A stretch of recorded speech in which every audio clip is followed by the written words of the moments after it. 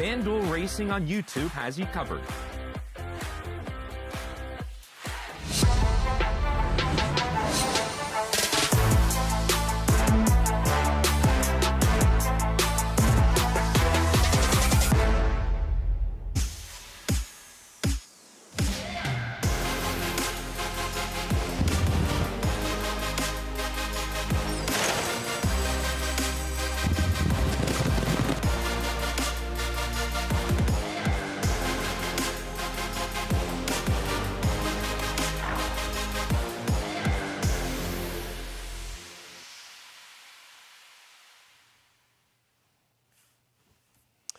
Hello, everybody. Welcome into a very special Saturday at the races. Caleb Keller with you in our Los Angeles studios, and I have a whole team joining me here very shortly to get you set up for what looks to be a wonderful day at the races, where, as you saw, we're heading to New Orleans for, yes, indeed, the first 50-point race on the Kentucky Derby Trail. We got Matt Bernier on site, going to give us the best bets throughout the card there at the fairgrounds, with many other stakes races to come.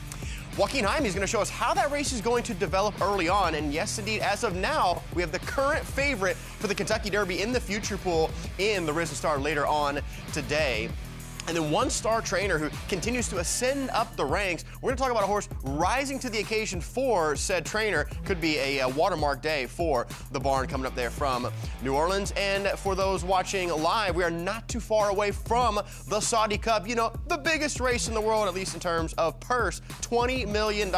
We have our reigning Breeders' Cup Classic champion, Forever Young, and Nisos, two of the best horses in the world, going to show down for that. And also the Mineshaft Stakes for the older horses. Curtis Callaward is going to call his shot. And we are live right now on YouTube and Facebook and X. And speaking of the man calling his shot, Curtis Callaward, tell us how we're going to go along the trail today to New Orleans. Well, Caleb, as you mentioned, the first 50-point prep race on the road to the Kentucky Derby. And this is a race you go back 10 years. Horses like Gunrunner, Mandaloon, Epicenter, Angel of Empire, Sierra Leone, just to name a few, Magnitude last year. They all won the Risen Star. 50 points. It only puts you into the starting gate with 0 points already. You come into this race with 0, you are in the Kentucky Derby starting gate. There's also a $500,000 in the purse, grade 2 status as well. Looking forward to that, and it all builds up to the grade 1 Louisiana Derby, $1 million purse. And as you said, Caleb, we got Matt Bernier on site for more. And Matt Bernier is the Forever Young of FanDuel TV in terms of miles traveled on the Derby Trail. And Matt, as Curtis just listed, lots of big stars have come through the Risen Star over the last 10 years.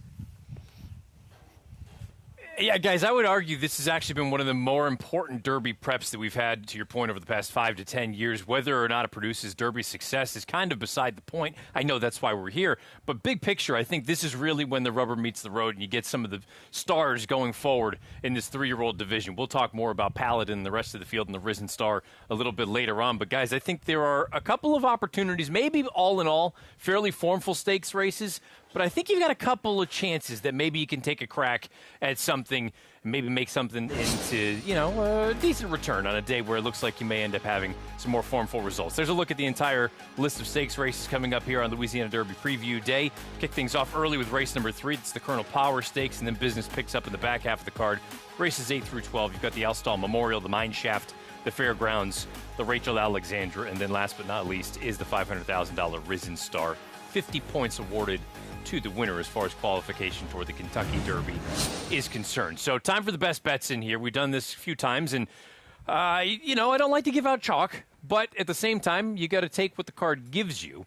I'm going to go to the back 3 races, the final 3 of the afternoon. We'll start in race number 10 on the turf. This is a race that I think a lot of people are going to kind of narrow in to the favorites, and understandably so. The likes of Brilliant Birdie, the likes of Capuna. Montador is not going to be 6-1. I hate to break it to you if you like him.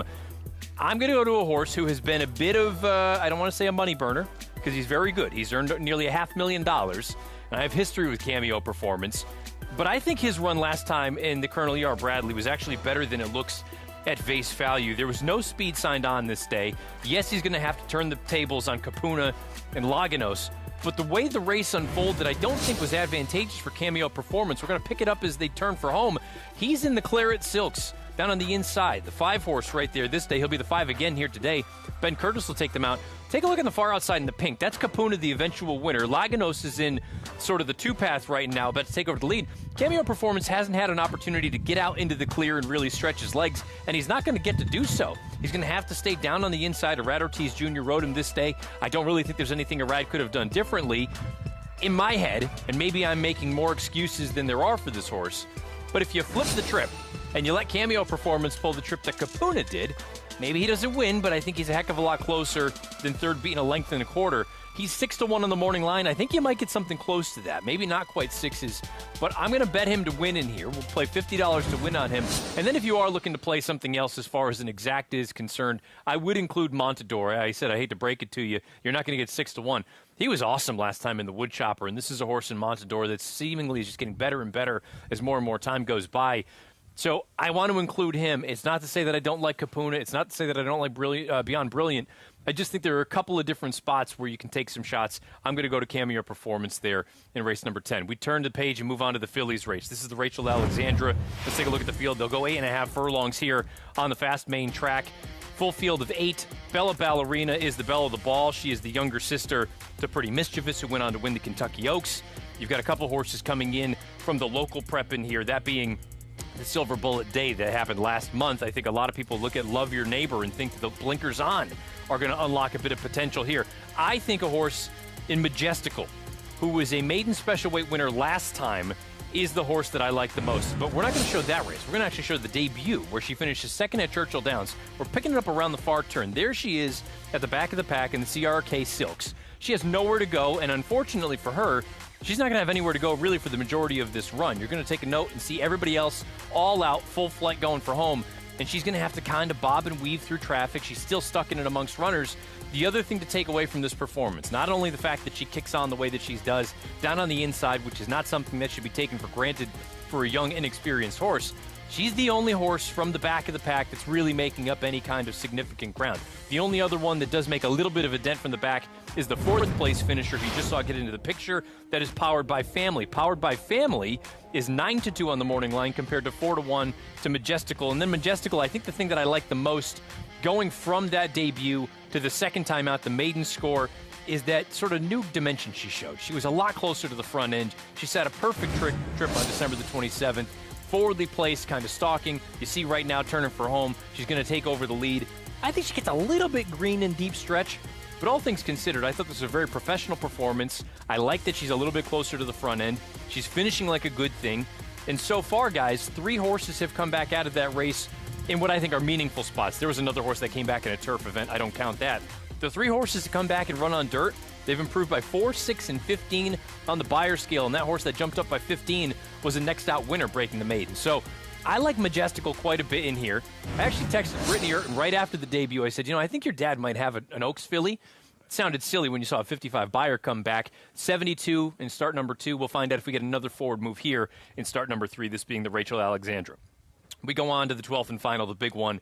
It is the Fasig-Tipton Risen Star 50 Derby qualifying points awarded to the winner, 1 1/8. This is really when business picks up. This distance at the 1 1/8 here at the fairgrounds with that long stretch. This is the closest thing you're going to get, basically, the exception of the Louisiana Derby. We know that at 1 3/16. But this is going to be kind of a dry run for the Kentucky Derby with that long stretch run at 1 1/4 at Churchill Downs. And I was on record going in to the Lecomte that I thought the Gun Runner was not a good race. I come out of the Lecomte, I watched it more and more. I don't think the Lecomte was a good race either. So when you factor that in, I don't really want Golden Temple. I don't want Carson Street, Chip Honcho, you name it. I want Paladin. Now, we're taking a look at Paladin's Remsen score. He sits just off the pace right here. Takes him a little while to really find his best stride, but once he does, this horse powers home like a good thing. He earns an 85 Beyer in this spot. That's on the heels of an 87 on debut, in which he finished second. He was elevated to first via disqualification. He's run into a very, very good horse in both of his starts in Renegade. I don't believe there are any Renegades in this field here today. If Renegade were in this spot, he would be taking the same kind of money that Paladin will. And the thing I like most about Paladin, we know Chad Brown knows how to win the Risen Star. He did so with Sierra Leone. But I think the difference for me this year with Chad's horses, his 3-year-old prospects, they are handy. they're a little bit closer to the front end. They're not drop out the back and make one run like a Sierra Leone would be, or even some of Chad's dirt sprinters. I think Paladin has all the makings to be a serious racehorse. I wouldn't sleep on Courting. I don't know that I love him to win here today, but I do think he improves. I'll play $100 straight exacta 4-7 there in the Risen Star, the $100 to win on Majestical, and then we get back to the turf race. Cameo Performance will play 50 to win, but I'll also play a little bit of a boxed exacta. I don't usually do that, but I think you're going to get a couple of decent numbers with Cameo Performance in Montador. So that's the back third of the card here on this Risen Star Saturday. It's beautiful here, guys. It's very, very busy, given that it's Mardi Gras, but it's 70 degrees. The sun is out, and we're looking forward to diving into a 12-race program here in New Orleans. The main event is the Risen Star. If we're talking about the Risen Star and the Derby itself, you have to talk about the pace. For more on the pace of this year's Risen Star, here's Joaquin Jaime. We have 3-year-olds going 1 1/8 miles on the main track for the Risen Star. We have a field of 8. We'll take a look at the pace scenario for this exercise here. Let's start going into the first turn. And I think the most expected pace setter for me in my mind, that's going to be the 3 Ben Curtis and Carson Street. I think the 5 Chip Honcho is going to be up there. But let's focus in on Courting. We show you the replay in the Remsen Stakes. He was number 6 this day for Courting. He should have been up there on the front end. Why did he not get to the front end? Because he got bumped around both sides, and he is second last going into the first turn. If Courting breaks better in the Risen Star, I think he's going to be in that tracking trip with Johnny V. Let's take it to the middle of the backstretch now, where I don't see a whole lot of changing in position, at least at this time of the race. Still think the 3, Carson Street, is going to be the pace setter. The 5, Chip Honcho, they're taking the blinkers off. And if you watch the film for Chip Honcho in the Lecomte Stakes, he got a touch keen. He's naturally fast, but I think they're taking the blinkers off on him so he can relax a little bit. But where is the Lecomte winner? Where will he be? I think he's going to be still second last in the Risen Star Stakes. Speaking to Jose Ortiz after the Lecomte, this is what he told me about his position. He said, I was very happy with his gate break, but he didn't have that amount of speed to stay up with the leaders, so I left him alone. He only is going to be making his 3rd career start of the Risen Star. Jose Ortiz is one of the top jockeys in the country.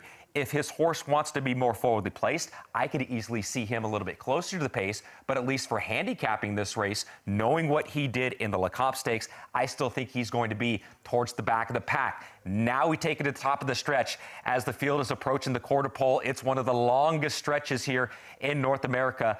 I still think that Ben Curtis and the 3 Carson Street are going to be leading. But what about Paladin? He's starting to make his move. He's the 4 horse. He's in behind. Johnny V on the 7 and Courting. He tips out. Jose Ortiz makes a big move on the 2. And Golden Tempo, he's in contention, but he still has those 3 horses in front of him.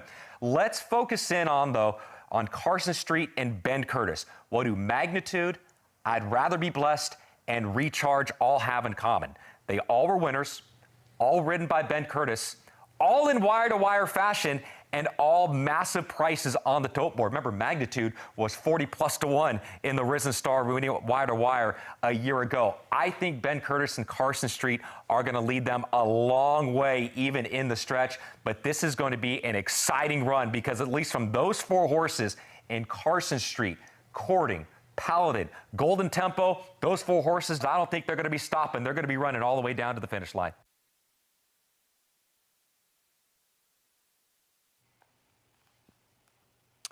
Thank you very much, Joaquin. Very interesting to see how this race will develop. And in terms of the undefeated Golden Tempo, we have yet to see a female trainer win the Kentucky Derby, but if it does get knocked down, you got to imagine that Cherie DeVaux would be the one to do it.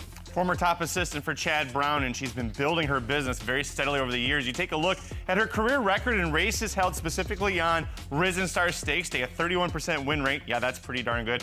2 for 7 in maiden races, 2 for 6 in stakes races. Golden Temple is going to be her first starter in the Risen Star itself. But I love the connection she has with jockey Jose Ortiz. They're 24% together in the last 5 years. You put them at fairgrounds, that jumps up to 36%. That's a 50% win rate increase just by being at this track. And you notice throughout the day how often Cherie DeVaux horses have Jose Ortiz aboard. And in terms of her card, other than the undefeated Golden Tempo coming up in the Risen Star, how about Brilliant Birdie? They're in race 10. It's going to be the big effort there on the turf for a classy horse. Then Powered by Family, horse started out in dead last most recently and swooped the field. And won like a impressive turf horse, but no, that was on the main track. and Golden Tempo 3-1 in the big event there, but a busy day for the DeVoe barn and for Jose Ortiz. And for those watching live currently on YouTube and Facebook and X, we are coming up in less than an hour going to see the Saudi Cup, the most expensive purse in all of the world. And the poster boy for the Saudi Cup, Forever Young, take 3 for him at this event. Yep, he won the Saudi Derby over Ben Tornado, super impressive horse. Then he won last year's event in what I thought was the best horse race I've ever seen with my eyes, certainly in 2025.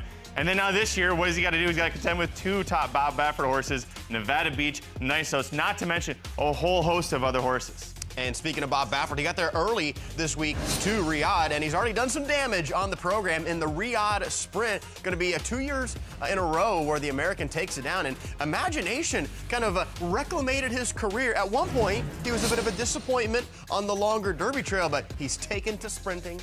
He's a poster boy for what you do with a horse when the Derby trail doesn't pan out. You figure out what they're best at. Is he a dirt router? No. Was he really strong sprinting? Yes. He won the Santa Anita Sprint Championship last September, did it by almost 2 lengths, and from there went to the Breeders' Cup Sprint, and he was second to Ben Tornado, who was the closest any horse has come to beating Forever Young in a major dirt event, at least not in the Breeders' Cup Classic. So a very impressive effort from Imagination to win the Riyadh Dirt Sprint. But Bob Baffert was using that as an appetizer because the main course is coming up in race number 9. And that Saudi Cup looks to be a showdown between Japan's Forever Young and America's Nisos. And right now, the live odds are showing us that 7-5 is the current number on Forever Young. The Nisos at 4-1. Not too big of a gap between Nisos and Nevada Beach for both Bob Bafferts. Felt like there'd be a bigger price discrepancy. Well, possibly, but that's because there was a head difference between them in the Lafitte Pink Eye last out. That was going a mile and a 16th at Santa Anita. For my money, do I want Forever Young to win? Yes, of course. But if I'm betting this race, the value is on Nisos and Flavian Pratt giving up rides on all sorts of horses today, including Paladin, the Risen Star, so he could be here. There are 20 million reasons why. You know, they have this thing called the ceiling and the floor for comparison. Like, what's the best you can do? What's the worst you can do? These 2 horses have one of the highest floors that you're going to see. The only loss for Nisos was by a neck, and the worst races for Forever Young were basically 3rd in Group 1s. Including the Breeders' Cup Classic 2 years ago. He's coming in off of that big win in the Breeders' Cup Classic again, the defending champion in this race. 19 million plus earned. He's probably going to add a considerable amount of sum to that as well today. So looking forward to it from a heart perspective. I want to see Forever Young do it. Betting-wise, though, the value to me is on Nisos. You know, the talent is very close with these horses, but the earnings is not. We saw a huge disparity there for the earnings. What's key about that, if Forever Young can win the Saudi Cup, by the end of the year, he could become the richest racehorse ever. That's just mind-blowing. And it's thanks to 2 races in particular, 2 wins in particular here. But an absolutely amazing horse. You love the way he's campaigned. The fact that he's still running now, that the connections still are saying, no, we've got a whole 5-year-old campaign planned out, and it starts right here. As for our sign-up offer, if you're heading to the races today on this Saturday, we have plenty of opportunities for you here at FanDuel Racing. Bet 10 to get 50 in racing bonuses, and the QR code right there will take you to the spot you need to go with all of the details as we inch closer within the next hour for, of course, the Saudi Cup.